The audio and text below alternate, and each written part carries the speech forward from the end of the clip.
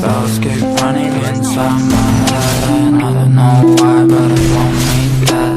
Where's my God? I just need some help, cause demons keep screaming inside my brain. I'm praying, my Lord.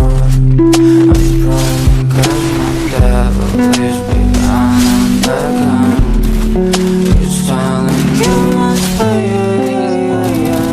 for your sins and no me.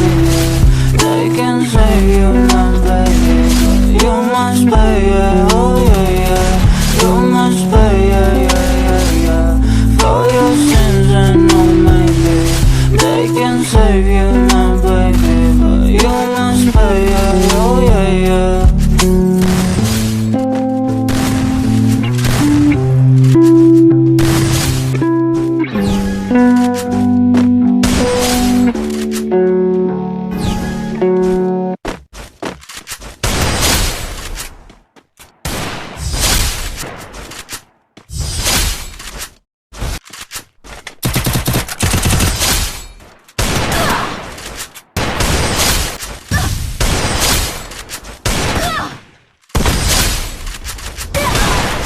Obrigado por assistir.